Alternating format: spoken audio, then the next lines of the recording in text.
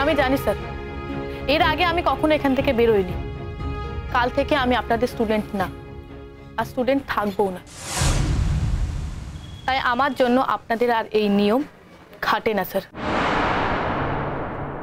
তুমি যে যাচ্ছ, তুমি টিসি পেয়েছো?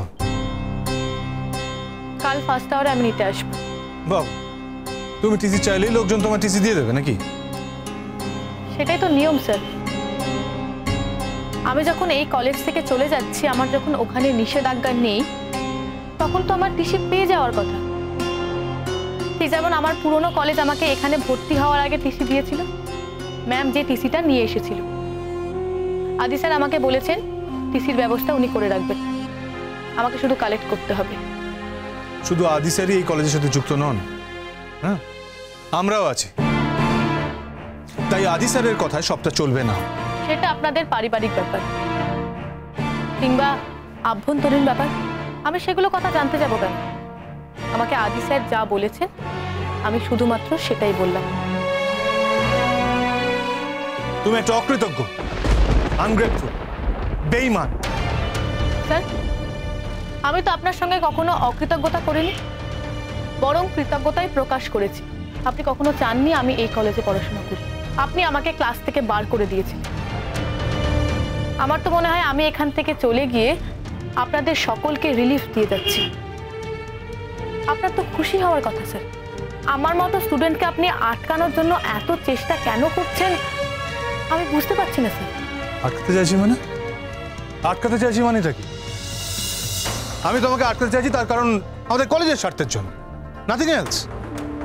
সে তো বটেই স্যার, আপনার সঙ্গে আমার কলেজের স্বার্থ ছাড়া আর কোনো স্বার্থ নেই, এটা আমি জানি।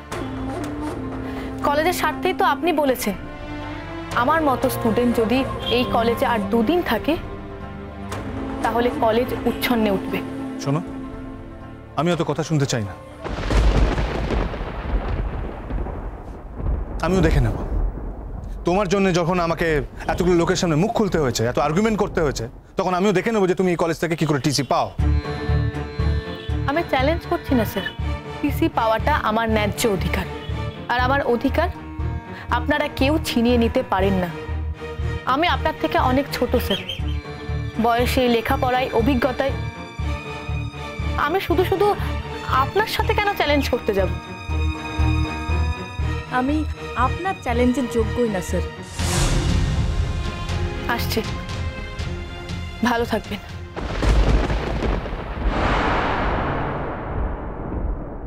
আরে ইডিয়েট, তুমি চলে গেলে আমি লড়াইটা করবো কার সঙ্গে? তোমার সঙ্গে ফাইট করতে করতে তো একটা অভ্যাস হয়ে গেছে আমার। তাই বোধহয় এতদিন তোমাকে তাড়াতে চেয়েছি, বাট তুমি যাওনি। আর আজ যখন তুমি নিজে থেকে চলে যাচ্ছ তখন আমার সবকিছু এত খালি খালি লাগছে। স্ট্রেঞ্জ, যে মেয়েটাকে আমি স্ট্যান্ড করতে পারি না সে চলে যাচ্ছে বলে আমার এত খালি লাগছে কেন? বাট আমি তোমাকে কিছুতেই যেতে দিচ্ছি না। আমার কলেজ একটা ভালো রেজাল্ট পাবে না, এটা তুমি মেনে নেবো না। I love my college. আমার কলেজের প্রেস্টিজ যদি তোমার হাত ধরেই আসে তাহলে অ্যাট এনি কস্ট তোমাকে তো আমি আটকে রাখবো এই কলেজে। দেখি তুমি কি করে যাও।